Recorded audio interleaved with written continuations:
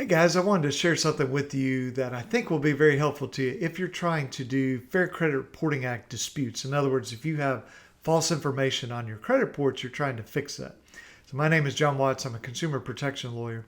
And I want to share this with you, and I'll just describe it in this video. If you're interested, let me know, and I'll do a video where I'm recording my screen. But remember this, when we're disputing errors, we have to identify the errors. And there's kind of two ways to do that. One is external. In other words, outside of our credit reports, we just know information's wrong. So that capital one that says June of last year, you were 30 days late, you go, well, here's my bank statement proving I was not late. Okay, that's one thing. But for most errors, what we're doing is we're looking internal within the credit reports, and we're looking at Equifax, Experian, TransUnion, and comparing them and saying, well, wait a minute, why does Equifax say I was 30 days late in June, but Experian says I was current, and TransUnion says I was 60 days late? Doesn't make sense. And so what we have always suggested doing is you compare that information. Well, just to be blunt, it's a pain. If you have it printed out, you're trying to look over here, and things are named a little bit differently. So one might call it the status, one might call it the payment status, one might call it the current status. And so trying to just visually look at all this can be a pain. And if you have it on your monitor, you're flipping to this screen and then pulling up this PDF. So what we do is we create a spreadsheet. Okay, that could be on Excel or just Google Sheets. And we just have columns, all up and down this thing. And those columns will be like the account number, and then it will have Equifax, Experian, TransUnion. And what you do is you just literally copy and paste from the PDF of your credit reports. Here's the account number. For Equifax goes in the Equifax, and then below that goes Experian, below that goes TransUnion. Well, usually that's not a big deal, okay, but it's something. And then maybe the date open. And basically the spreadsheet has every field or every place where they can put data is on the spreadsheet. And so literally all you do is you copy and paste. And now you have to sometimes know that, okay, well, this column, it has it worded this way, but TransUnion does it another way. So what we're doing, I'm in the process of this right now, is going through and making sure that we have it very clear. Like, here's this column, and for Equifax, it's described this way, for Experian this way, for TransUnion this way. And that makes it really easy, for example, in my office, for a staff member to go and copy and paste that in, okay? But you could do the same thing. You don't have to be with a lawyer or, anybody that does this for a living. You can just do it yourself. And so if you can get your 3 reports from annualcreditreport.com, so get Equifax, Experian, TransUnion, save them to PDF. So look, it's sometimes challenging if you're trying to do this on your phone. Do it on a computer if you can. Save it to PDF. If you don't know how to do that, Google it, because you might need to install, a little bit of software so you can save or print a PDF. But you want to get these in PDF, so literally you can have them up on your screen and highlight, copy, and then paste it into the spreadsheet. Or look, if you prefer to have it up on one screen and just type it in, that's totally fine. I'm just saying it's kind of easier to me to copy and paste. And plus, if you're copying and pasting, you're less likely to make errors. Okay, if we're looking at this document and trying to type, we might reverse some numbers or something. And look, this gets really, really helpful in the payment history.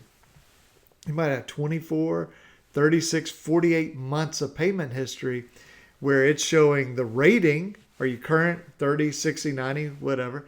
What's the balance? What's the scheduled payment? What's the actual payment? And so that becomes sort of complicated when you're trying to look at all these reports. And so, again, I think this is the easiest way to do this. And if you're interested, let me know. And I'll go through an example of how we, let's take the data from here, put it in, just show you the spreadsheet. And then when you have the spreadsheet, you can just look at it. And you go and you're looking for discrepancies, looking for inconsistencies. And when you see it, for me, I might highlight those in green. So when I'm looking at that spreadsheet, it's like, boom, it's super easy to go, yeah, okay, zero in on why does the date closed have different dates? Why, this always kills me. Why does the date of last payment, why is it wildly inconsistent? There's only one last payment. It's like saying, who's the last Super Bowl champion? It's Tampa Bay. Okay? We're not like confused about that. That's who won the last election. Well, that might be controversial for some people, but you know what I'm saying. It's like, who was last in the White House? We'll put it to you that way. Trump was. Who's in the White House now? Biden. Whether you love him, hate him, I don't care. The point is, there's one last payment. Okay, and then you look at the codes for, all right, June 2018.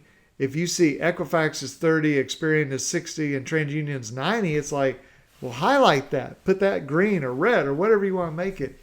And then when you go to do your dispute letters, it's so much easier. I mean, people, it kills me when they're like selling dispute letters. Okay, it's ridiculous. Like, there is no magic dispute letter. The key is to understand your data. This thing is data driven. And look, some of us are like, we don't really like getting into the details. It doesn't matter. If you want to do this, particularly on your own, you've got to get into the details. Well, that spreadsheet will give you the details because it literally is the data from the Bureau. So just let me know if you're interested in this. I mean, we're doing this, and for some referral partners and other lawyers that we work with, we're helping them set this up.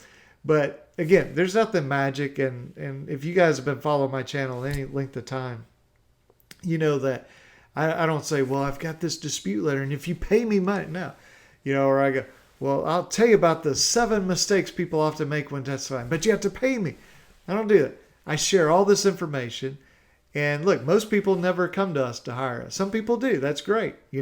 We get to pick and choose who we really want to be able to help, and we're able to help, and we get great cases that way, and I'm thankful for it. But my philosophy is I share all this with you guys. Use it yourself. Use it with another lawyer. I don't care. Let me say this. If you are going to a lawyer, an FCRA lawyer, and you say, here's, 4, 5, 6, 7, 8, 9 credit reports, and they're just like thrown together in a shoebox, can you find the errors in there? Most lawyers are going to say, I really don't have time to do this. But if you say, look, here's a spreadsheet, and I've got these 4, 5, 6, 8, 9, whatever spreadsheets, and look, here's the Bank of America account. Here's all the credit reports, and I've highlighted all the differences. Man, that makes it so much easier. So I would love for people to come to me with that. Okay, we generally create that for our own clients, but if you go to a lawyer, they will love you having this. So, and if they don't, well, can't please everybody. But I'm telling you, most normal lawyers who do FCRA work, sue the credit bureaus, sue furnishers, they would love to have it organized that way. So just let me know. I'll show it to you, and then I'll show you how you can get the spreadsheet. And you do what you want with it. Just like, don't try and sell it. That's just, I think, ridiculous when people do that. Just, if you make improvements on it, let me know.